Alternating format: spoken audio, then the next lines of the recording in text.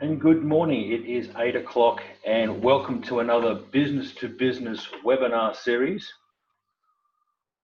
My name is Stuart Fleming and this is a webinar series run by the Logan Chamber of Commerce, as you can see up here.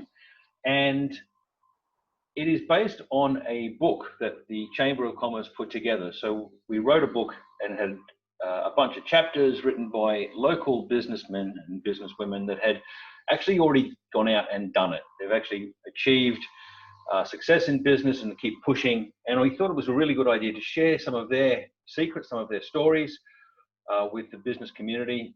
So we put together a business book. Now with COVID-19, we're turning that into a webinar series. And today we have Tim Stokes presenting on business systems. So I'll introduce Tim in just a second, but before we get started, there is a Q&A button down the bottom there.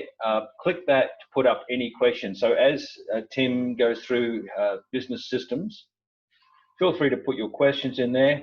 You can also raise your hand. I'll be moderating, so I'll just keep an eye on the questions and also in the chat window, and you can chat and ask questions in there as well. In case of emergency, do whatever you'd normally do, because we're not in charge of you. All right, so we might jump straight in because we try and keep this down to about 30 minutes. So, Tim, are you there? I am, Stuart, and good morning to you and everyone. Good morning. Now, you've got Natasha Hobson joining us. Now, Natasha is the immediate past president. There she is. Good morning, Tash.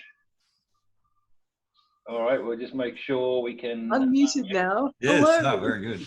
And I will skive off and let you guys run the show. All right, I'll better press the share. Stuart, can I share my screen? It's you telling can, me the I'm green not allowed share to. button. I was seeing your screen, so... It says host disabled participant screen sharing. Oh, well, let's stop that. Says more. And I apologize for doing this from my bedroom, but I have a 2-year-old and it's been here beside the toilet. So it was here at the toilet, so I'm here. Nice.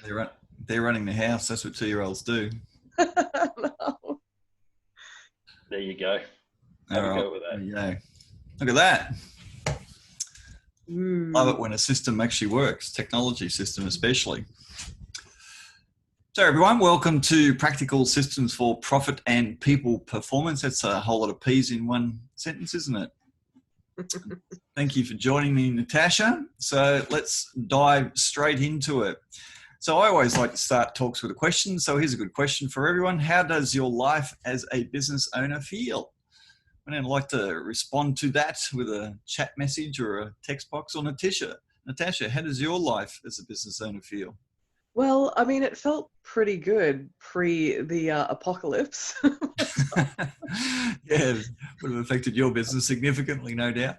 Yeah. So, I mean, I think one of the things about being a business owner that I feel a lot of business owners must also feel, sorry for the use of the word feel, you kind of feel like nobody really lives in your world, especially if you've got like a team of employees. Sometimes you're focused on that big picture and you're sort of trying to juggle so many things at once, and you feel like it's difficult sometimes to take a break from that and get your headspace out of that and to meet people who work in the same world and who understand the same kind of pressures. And I think that's just sort of one of those things as a business owner that we frequently feel. Yes, that's right. That was a bit of a waffle, sorry. That's all right. No, that's good. So I find that business owners can sometimes feel like they're on a bit of a treadmill. They're working. Not always making progress, a bit like on a treadmill. You can do a lot of running, but the scenery stays the same. So sometimes in business, you can do a lot of hard work, but not much changes. But sometimes your heart rate increases. Yeah, that's right. Your heart rate increases with sometimes stress levels. Sometimes it's a bit of a stress between family and work. And I say some people have a work, they don't have a life because it sort of blends in. So work blends into their home life, and so they don't have a life, they just have a work.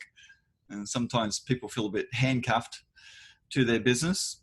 and are wanting a better life and wondering how do they get it. And all these years in business, sometimes you're wondering what is it all achieving and life's not progressing, etc. So yeah, we can often feel like that.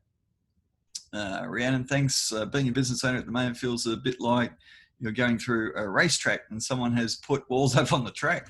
You got to smash through them sometimes, haven't you? So yeah, I can relate to that.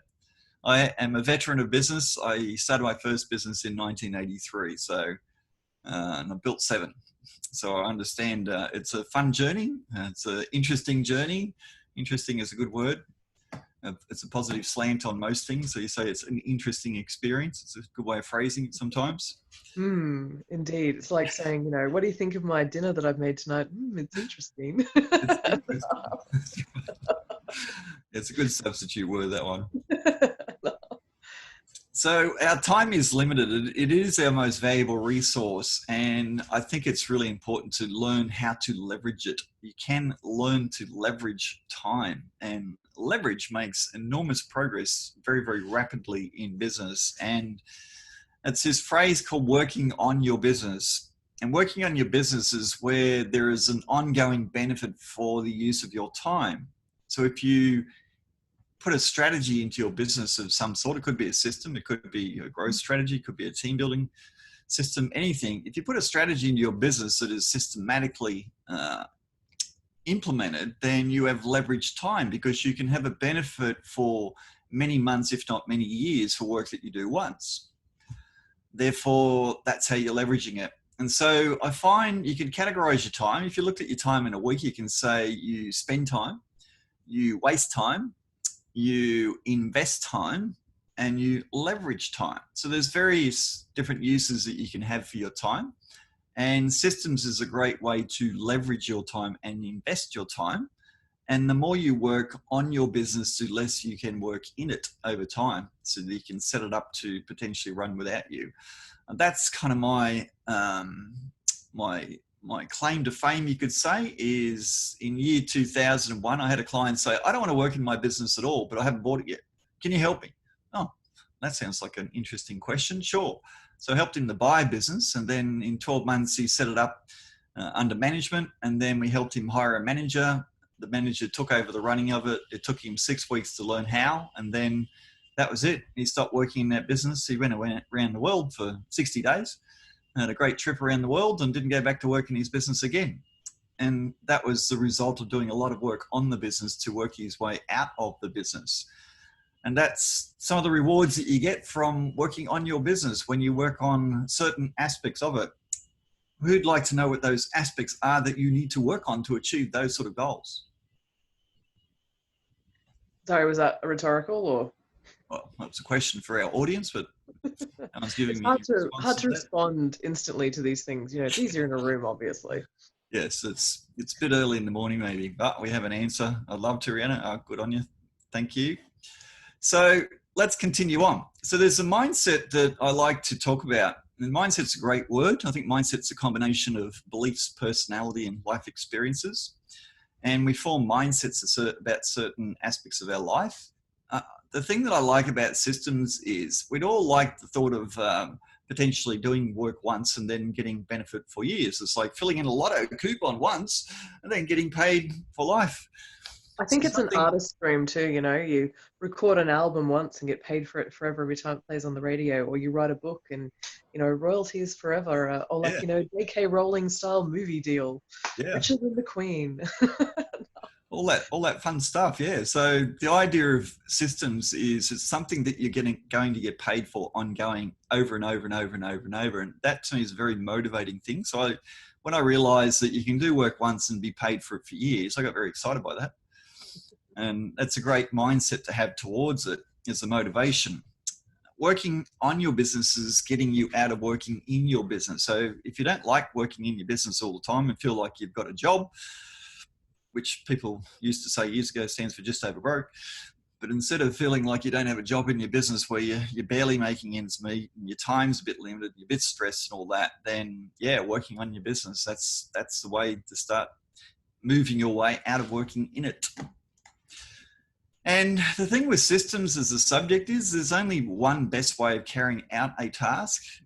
there's many interesting ways of carrying out a task, but there's one best way. And some businesses put systems together, but they're not identified as best, you could say.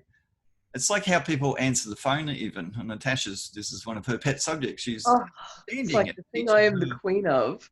Natasha's the queen of training her employees. Everyone ring Alita Dental for me today and just experience what it's like to be on the receiving end of one of But Natasha's. when you ring, make an appointment because, you know, I like to have a return. I like a good conversion rate for my phone calls, thanks. Which she measures, I'm sure. So, yeah, the ideal way of putting a system in place is to then measure it. And then when you measure, you create a feedback loop. And feedback loops is a great way to stay motivated. So you do work and then you get a feedback on that work that you do. And that creates a motivational cycle. And it's very empowering. It gives you more power to keep working to achieve things. And so when you implement a measuring system, which is one of the 9 systems we'll talk about later, it gives you a lot of motivation to keep implementing systems. And so by measuring what you do, you find out what works and what doesn't, instead of just assuming that everything is working fine with my systems that I've created because I created them, they must be perfect. Then we find that the systems can be improved. And that's what I like to do with businesses, is look at all their systems, all their processes, and start to really improve those systems. And that's what liberates huge amounts of profit.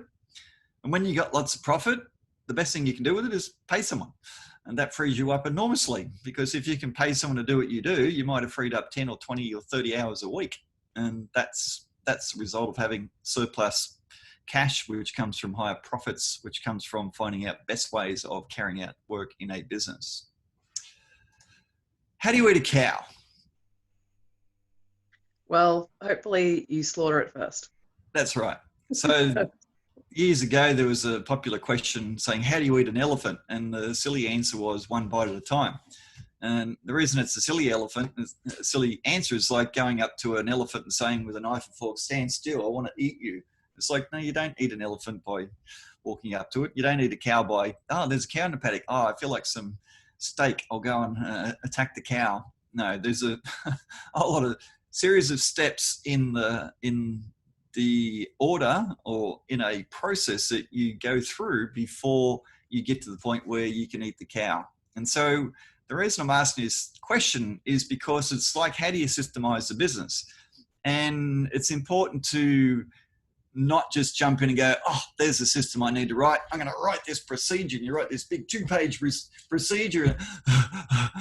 An hour later, after all the editing, reviewing and checking it, you think, that's one, it's only got about 1,000 to go. It's overwhelming. And so approaching the subject of systemizing a business, it's important to understand how to approach it. Just like, how do you eat a cow? Well, there's a methodical way of doing that ends up with you're eating a bit of steak on your plate kind of thing. It's the same sort of thing. So when it comes to systems, there are 3 ingredients. And the first ingredient is look at what the processes are. And processes are the major steps. It's like, what's your sales process? Well, the sales process might be, well, you answer the phone, and then you get the person's number and name, and then you help them with that, give them a price, and then they buy yes or no, and you might enter it into a CRM. And so there might be 3 or 4 or 5 steps in that. I have a thought, Tim, because you know, What's you know how I know how you love it when I interrupt you. So, go for it. I sort of feel it's kind of like, I've been getting into gardening a bit lately. It's a bit like planning out what you want things to look like. So, you know, you start by observing what's going on already, and then seeing what you want in your head and the changes that you need to make it. Oh, sorry, 2-year-old screaming. The changes that you need to implement to then make it closer to what your vision in your head is of what you're trying to accomplish. And, you know, so you can kind of go, well, we need to do this huge, epic, massive system, but like, let's start with this one thing that is a problem, and then this thing that's a problem, and then before you know it, everything's a little bit different and better. Yeah. So you can begin with the end in mind, which is sort of what Natasha's saying. You can sort of say, what is the ideal outcome that we want? And then what are the steps to achieve that outcome? You can approach it that way. But the thing to keep in mind there are 3 aspects of a business that in terms of systems. The first one is processes, and the processes are the really big steps that are involved in getting from point A to point B. So in sales, it could be answering the phone to successfully winning the sale. And what are those steps? And the steps are not detailed descriptions. They're typically 1, 2, and 3 word descriptions only. It's like answer the phone, collect their name, enter their details into a CRM, give them a price. No, never give a price. Writing, You can't give a price. Sorry? You can't give a price because you don't know what they want. They ring and it's like asking how much is a car. You have no idea. Ask questions, yes. Ask questions. We won't go too deep into how to sell here, Natasha. This is just an example. That's my favourite thing to talk about, Tim. We can talk more about that later when we get to that subject. But for now, it's just understanding what a process is. So you have a production process. You have a finance process. You have maybe potentially ordering processes. So you have different functions of the business. You have about 5 main functions in the business. You have sales, you have marketing. Well, marketing comes under the heading of sales. You have delivery or production. You have admin. You have finance. You have management. And so it's just looking at what your processes are, giving them a name, and then identifying the major steps. It's not how to do the steps. It's not the rules around doing the steps. A process is just the major ingredients of getting from point A to point B.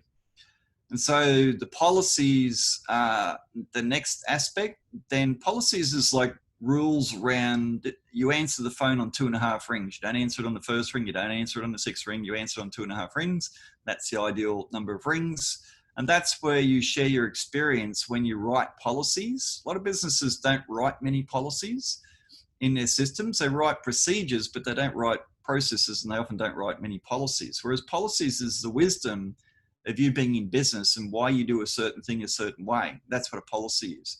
And if you don't share that wisdom and you just write how to do things, and people go, why do I need to do it this way? That doesn't make sense, but why can't I do it like this way? And then you don't get compliance. Your employees often don't do what you want them to do when you don't write enough around your policies. So that's a very good thing to do. And once you have written the first 2 things, then I recommend you get into procedures. So procedures is the detailed, how do you answer the phone? What words do you say? You need to ask questions. What are the questions you ask? Why do you need to ask questions? These are the policies around, you must ask these questions kind of thing. And so you can get very detailed very quickly, but it's very important not to go detailed too quick. It's best to start with, it's like a jigsaw puzzle. You start with the picture and then you sort of do the perimeter and then you do bits. But the how-to is like putting one piece of the jigsaw puzzle to another. Humans are not very good at remembering stream data at them. So if I said 8741793, can you remember those numbers and tell them back to me? 8741793. Very good. If people can't remember, if I add another 8 numbers, Natasha, I think you'd struggle. You've done well for those. And if you ask me in 5 minutes, it'll be gone. Yeah. So with procedures, people don't remember much data. So when you just write a detailed procedure, think, why can't people follow my procedures? Because they can't remember it. So you've got to create context before you just give content. So when you have the processes and say, these are the processes, these are the steps in the process, people go, yeah, I can remember those 5 steps. Great. Here's a procedure for doing step 1. Here's a procedure for doing step 2. It creates relevance. It creates context before you write content. So procedures is very detailed how to. And it's best not to do that first. It's best to do it after you've done your processes, identified all the steps, and then your policies. So don't start with procedures. That's like eating a cow in a paddock. No, there's a process of eating meat on your plate that a whole lot of things have happened before you get to that stage. And it's the same with systemizing a business. Start with your processes first. And the best idea is Post-it notes. Just get a Post-it note pad. And it's good to do it with employees. If you have employees, then sit down with them and say, hey, can you help to identify our steps in the process? What's the sales process? What's the delivery process? What's the finance process? And write them all on a Post-it notes, one at a time, stick them on the wall, think back, sit back, have a look and go, oh, we missed one. Hang on. No, that one's out of order. Got another one there. So it's a good way to start. And then when it comes to putting systems into a business, there's easily remembered 5-step process that I like to share with business owners. And I start with the what are the processes. So the word is what are the processes of the business?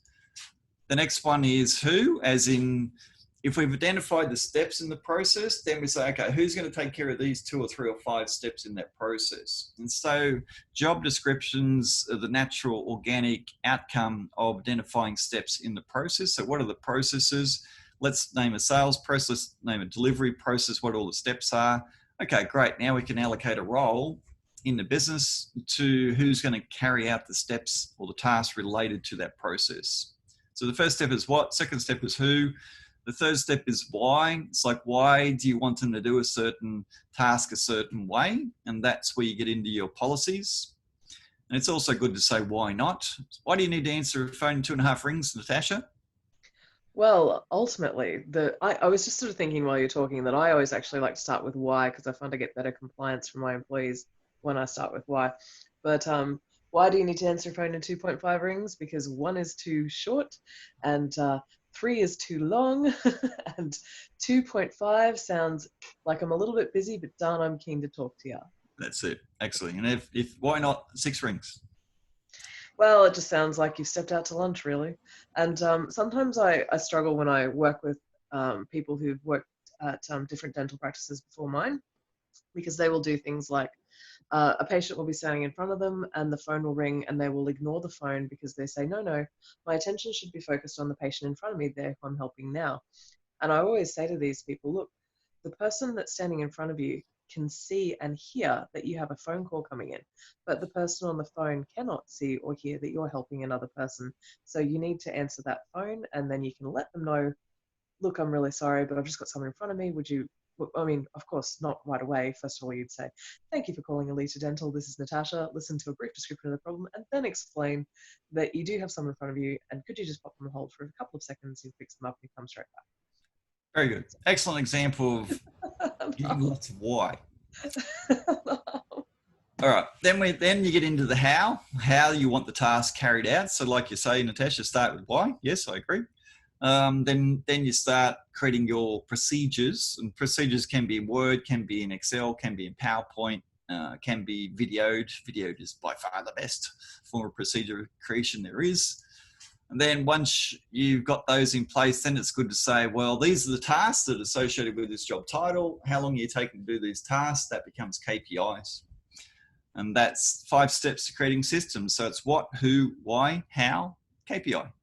If you can remember what, who, why, how, KPI, then you know how to create systems. So let's look a little bit deeper at that. So it starts with listing your processes, and your process typically under these 4 different categories.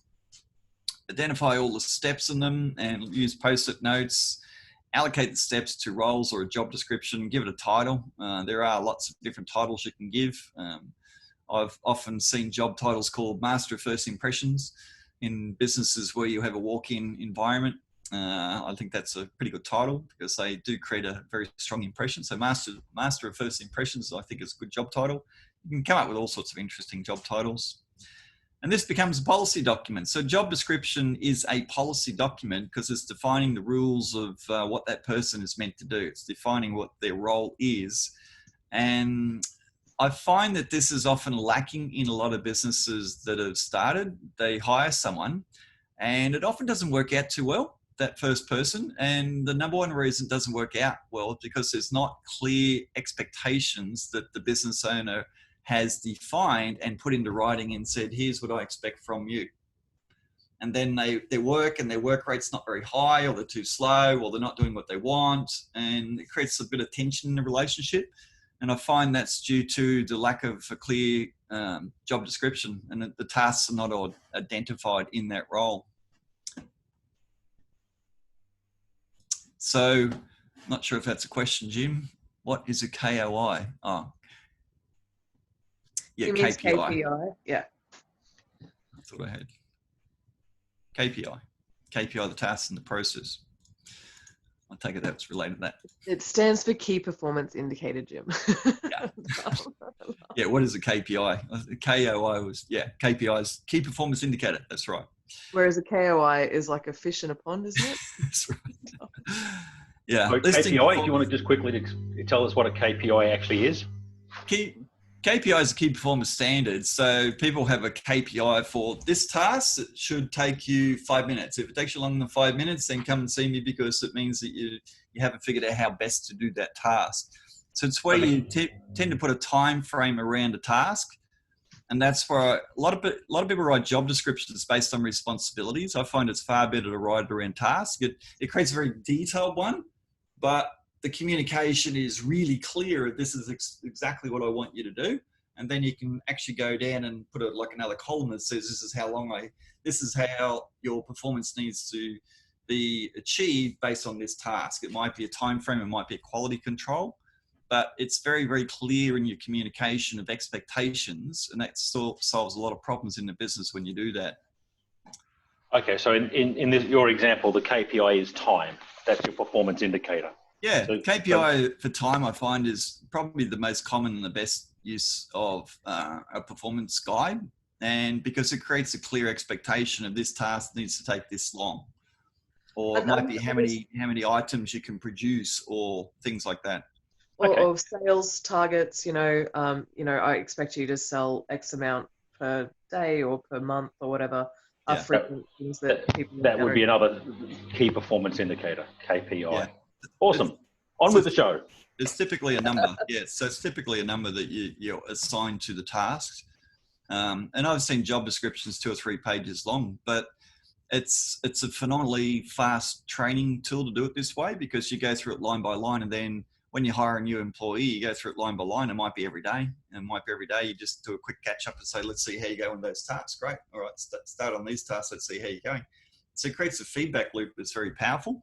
And then you got a performance review tool, which I recommend you do every 6 months with employees one-on-one. And that's what the job description becomes. So when you create systems too, by the way, it's not, people create a system and go, my work is done. No. It's like, dare I say, having kids. Your work is never done. You're always a parent. And so it's the same with systems. When you create a system, you've just created something that's not done. It's not dead and finished. And that's never how to treat systems. Systems is something that you expect to improve. I have a philosophy. If I create a system, it's broken from the day I finished it, because from that point, it's going to need a lot of work to improve it. So system isn't done when you've finished it. That's the beginning of improving what you have, because you're always trying to find best.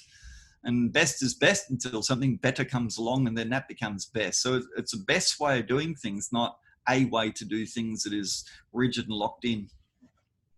All right, let's get going. So there are 9 types of systems. There might be more, but here's a reasonably comprehensive list. You have induction systems. So an induction system is how to train a person systematically to get them up to speed in the role very quickly. And you can have induction systems for every role in the business. You have recruitment systems, which I know Natasha is loving the subject of recruitment systems. It's a subject I'm very passionate about as well. I find a lot of business owners put up with employees that need to go because they're worried about being able to replace them, which means they don't have a good recruitment system. Isn't that right, Natasha? When you've got a good recruitment system, you don't tend to put up with people that need to go. You help them to realize they're not performing, which is why job description is so good, because you just show them. You say, expectations. Sorry, it's not working. Definitely. So, yeah. And especially with unemployment being what it is right now, there's a whole field out there just waiting. Smorgasbord of opportunities for employees. Yeah. Exactly. Selling and pricing systems. I find very few business owners have a system for pricing based on a minimum gross margin sale price. And that's something I'm very passionate about, is identifying what the minimum gross margin sales price is based on cost of sales. It's a complicated subject I won't get into, but having a system for that gives you a lot of confidence when you're pricing. And when you're very confident when you're pricing, then you win more sales. And a selling system of how do you talk to people.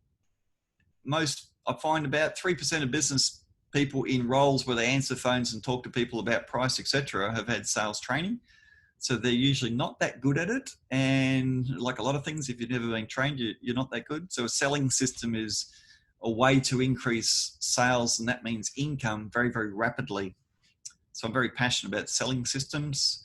Obviously, lead generation and marketing systems. It can be the font, it can be the format, the style, all that sort of thing is part of systemizing your lead generation and marketing. Production or delivery training is a system. Admin finance systems. Measuring is another subject that I'm very passionate about. We need to have measuring systems from tracking all inquiries to sale and how they found your business.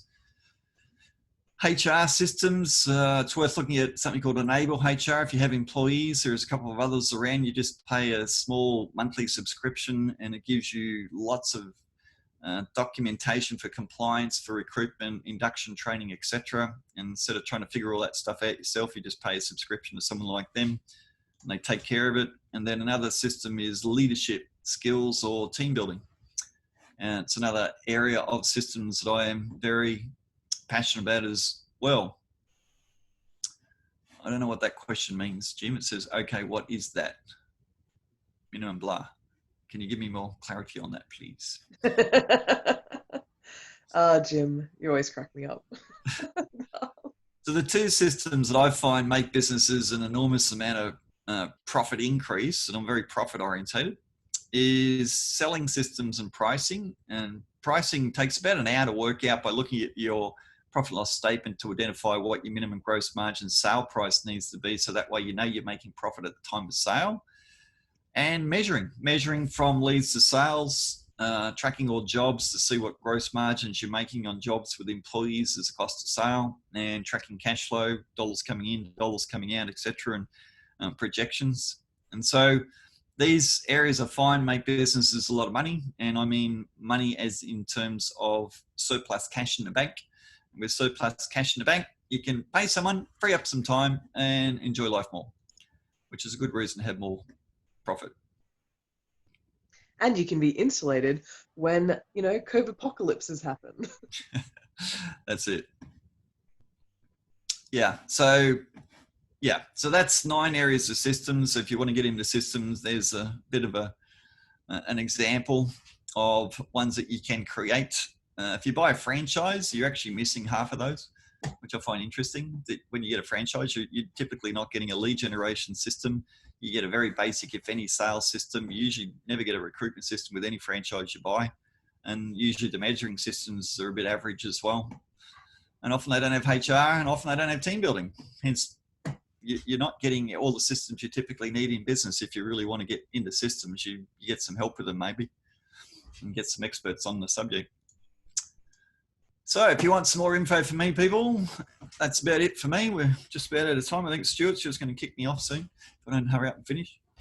So if you'd like some more info from me, you're welcome to get a book called Leverage from me. Just send me an email, tim@ptransform.com, and I'm happy to send you my book. Or if you'd like to have a Zoom call or a chat with me sometime, you're welcome to do that. And the website, my company website, you'll find some more information on that as well, on the subject of systems and marketing and selling and margins and all sorts of fun stuff.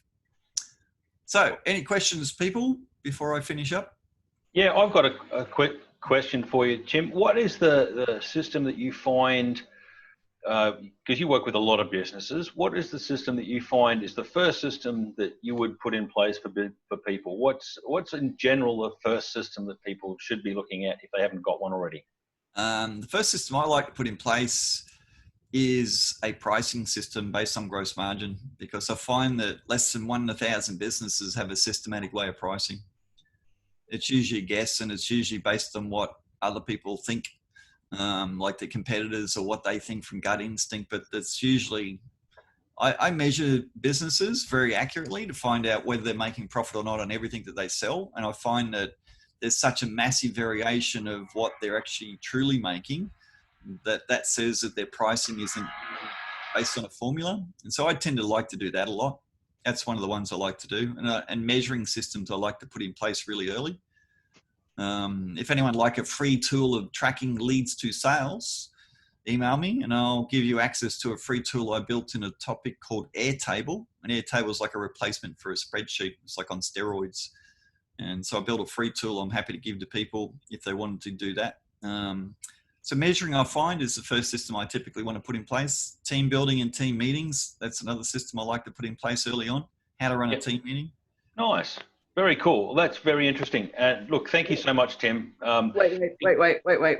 I'm not waiting. I'm coming to you. You wait your turn. Now, Natasha, you wanted to say something, but before you do that, I just wanted to say that if you do want more information, check out Tim's stuff. And he also did, as obviously by the name of the webinar, he did actually write a chapter in the book on business systems. So a lot of this stuff is there. Now, Natasha, we had a question from Jim. Did you want to answer that? Well, I think either Tim or I can answer it, but I'll start and Tim can maybe finish. So Jim was actually asking about minimum profit margins, because he was saying what do you see as a minimum profit margin is, I think, what Jim's question was, which I can hand to Tim now because it wasn't particularly. All right. So if you look at it's more for established businesses that have been going a couple of years and got staff, 1 or 2 or 3 staff, then it starts to become far more relevant. But I like to look at the expenses of a business as a percentage of revenue. And let's say it's 20%. You look at the P&L. First of all, you need to identify what's in cost of sales and what isn't. A lot of people don't put wages in cost of sale when they're a service business, whereas to me, you're selling time in a service business, so put wages as cost of sale. And then you look at your expenses, and it might be 20% of your revenue as expenses, which means that when you price, if you're not pricing at like 30 or 40%, you're not making profit. So because your cost of sales minus expenses equals net profit. So if your expenses are 20%, then you need to be selling at 30 or 35 or 40% gross margin, so that when you take your expenses out, you're making a net profit margin. I think that sounded really convoluted. Can you just sort of give people like a round numbers example, like $100, $20, $10, that kind of stuff, just to make it a little bit more. Okay. That's what I say. It's about an hour discussion. I'm trying not to talk about the subject because I know how complicated it is and how deep it goes really quick. But if every $100 worth of revenue that you make, you have $20 as an expenses for your business, then you have to sell products at what? Then you need to make a reasonable margin so that you're making a net profit out of it. So you might have to have a $30 sale price so that when you take your $20 out of expenses, you got $10 profit out of your sale. Cool. Excellent. Well said. Hopefully that's simple enough. That's it. It made it a bit more obvious, yes. Yeah. All right, Natasha, have you got anything more that you want to cover off on systems? No, I was just here to, cheerlead and occasionally insert sarcastic comments and just, be fun. Fantastic. Tim, thank you very much. I'm going to take back control for a second. We're just going to say that this is part of a series of webinars. So we have next week we have a Facebook deep dive. So we had Chantal Gerardi speak with Carolyn 2 weeks ago or 3 weeks ago, on digital marketing. And we covered off Facebook, LinkedIn, and one of the others. I can't remember now. Good Lord. Instagram, I think it was. But it was so quick, we didn't really get into a lot of the questions that we were getting on Facebook. So what we've done is we've put on Facebook Deep Dive, and Chantal and Carolyn are going to come back and have a chat to us about all of the stuff in Facebook. And we're going to take questions in advance for that one. Then we go on to assembling your team. Natasha, that's going to be you again. Good times. We're looking forward to that. Then we've got Wayne Rabnott, management of staff, and then Robert with culture, home-based businesses and branding. And you can see, so what we'll do is we'll put these will be up on the website, loganchamber.com.au. Please go and check them out. So as I said, next week is Carolyn Ferrando and Chantal Gerardi on a Facebook deep dive. If you haven't met any of our committee members, this is who they are. They work pretty hard. This is a volunteer organisation, and we all donate our time. And of course, can't finish up without saying a big thank you to our sponsors, the Logan Office of Economic Development as part of Logan Council, Invest Logan, 101 FM, Rebel 90.5 in the Breeze, Meadowbrook Golf Club. We were there for breakfast just the other morning, and of course, IKEA. Your business could be too here. We do look for new sponsors. thank you so much for joining us. We will be back next week with another webinar, and this will be available on the website under recordings. But Tim, Natasha, thank you so much. Thank you very much. Fabulous day, everybody. Thanks, darling. Everyone take care. Love you all. Mwah, mwah. See you all. Have a great day. Alrighty, bye-bye. Bye.